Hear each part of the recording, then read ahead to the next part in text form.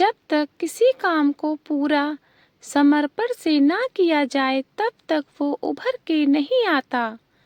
पति विराज की यह बात सुनते ही रजनी के हाथ तेजी से थिरकने लगे। पराठे बेलते हुए वह भी एक जिम्मेदार स्त्री की ही भूमिका निभाती आ रही थी। 6 बरस से रसोई घर में सुबह 4 बजे ही शुरुआत हो जाती थी और रात 12 बजे से पहले आंखों में नींद नहीं आती।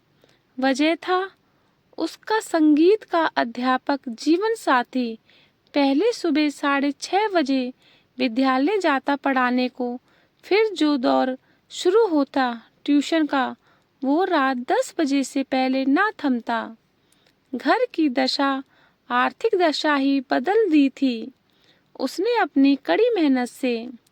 यूं तो कहने को उसके पिता ने 3 नौकरी बदली पर एक एक भी ढंग से ना की और ऊपर से उनकी शराब पीने की लत।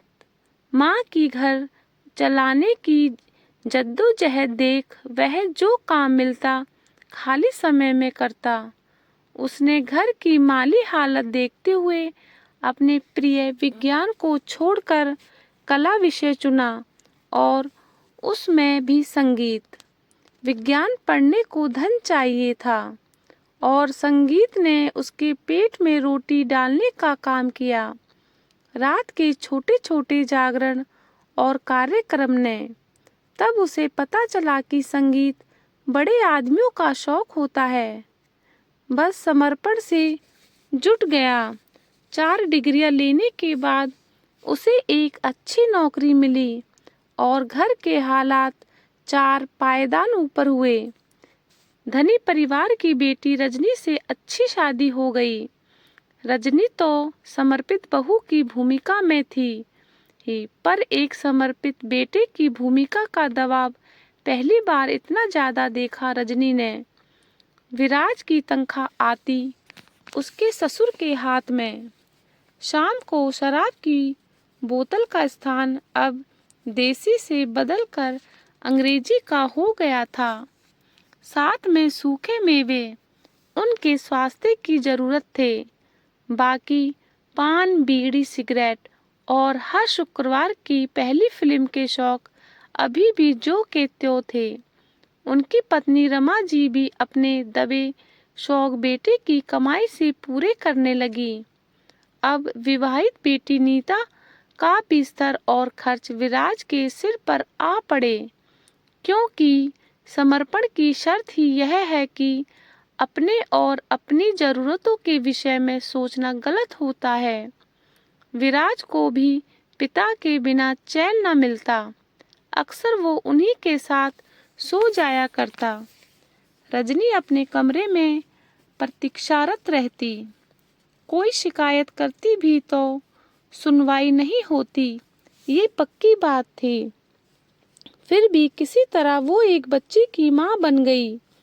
अब उसने पाया कि घर में उसकी और बच्ची की किसी भी कैसी भी जरूरत और उसकी पूर्ति का कोई स्थान ही नहीं था। अब खुश मिजाज रजनी की जगह अनमनी रजनी ने ले ली थी। सुविधाओं में पली बड़ी रजनी ऊपरी तौर से संपन्न दिखती, पर अंदर से वो एक एक रुपये को परेशान थी। देवर ननद और सास ससुर से ना कुछ बचत होती और ना ही उसके हिस्से में कुछ आता। लिहाजा असर उसके स्वास्थ्य और कामकाज पर पड़ने लगा था। वक्त बेवक्त उसे समर्पण में कमी का एहसास कराया जाता। कहते हैं कि जब शब्द मौन हो जाए तो आंखें बोलती है, और जब आंखें भी बरअसर हो खाली हो जाए तो उनका रीतापन बहुत शोर करता है। विवाह की वेदी के फेरे लेते समय जिस समर्पण शब्द ने उसका तन मन पुलकित कर दिया था, अब वही उसे ऐसा लगता मानो कानों में बूंद बूंद पड़ता तप्त तेल।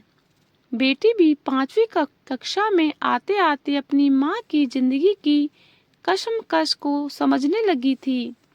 विराज का हाल अब भी वही था। हाँ, रजनी ने अवश्य अपनी आर्थिक स्वतंत्रता के प्रयास शुरू कर दिए थे। उसने बेटी के विद्यालय में ही विदेशी भाषा की शिक्षिका के लिए प्रयास किया और उसे वह प्राप्त भी हो गई। वाह, अच्छी बात है। घर में अब दोगुनी तनख्वाह आएगी। अगर बच्चों में समर्पण का भाव हो तो घर का दरिद्र चला जाता है। मेज पर शराब और हाथों में गिलास लिए बुजुर्ग दीनानाथ की आंखों में नगत नारायण के सपने सितारों की तरह जगमगा रहे थे और लड़खड़ाते स्वर में बोले, अब तो रजनी बहू भी हमारे घर के नियम के अनुसार अपनी तनख्वाह हमारे हाथ में देगी। कल शाम को तब तक बैठक में गृह कार्य कर रही नन्ही जीविका ने विराज से सवाल किया, पापा, ययाति कौन थे? मुझे उन पर एक छोटी कहानी लिखनी है, कल सुनाना है असेंबली में। विराज मौन रहा। उसने फिर दीनानाथ जी से सवाल किया, बाबा आप बताओ ना। उन्होंने भी उसे झटपते हुए कह दिया, अपनी माँ से पूछो। माँ बाप संतान के लिए आजीवन समर्पण करते हैं ताकि बुढ़ापे में चैन से जिए। ये उसका काम है, मेरा नहीं। जीविदा इस अप्रत्याशित डांट से सिसकियां भरकर रोने लगी। पहली बार रजनी ने निर्णय लिया। यूट्यूब से एक वीडियो खोजकर उसे स्मार्ट टीवी से जोड़ दिया और सोफे पर बैठ गई। उसे पूरा वीडियो दिखाने के बाद रजनी ने कहा, बेटा, ययाति एक ऐसा राजा था जिसने अपनी निजी सुख के लिए अपनी जिंदगी भर तो उसका उपभोग किया ही, बाद में अपने बेटे की युवावस्था को उससे प्रीत भक्त होने के नाम पर लेकर उसे अपना बुढ़ापा सौंप दिया। छी माँ, जीविदा ने विस्मितता से कहा, पापा तो अपने बच्चे से एक बच्चे को प्यार करते हैं। अपने मतलब के लिए कोई अपने बच्चे का इस्तेमाल कैसे कर सकता है? स्वार्थ, बेटा, निजी स्वार्थ, रजनी ने गहरी आवाज में कहा। विराज को उसकी आवाज किसी गहरे कुएं से आती लग रही थी। समर्पण हमेशा सही हो ऐसा हर समय तो कतई नहीं होता। क्यों मम्मी? जीविदा ने सवाल किया।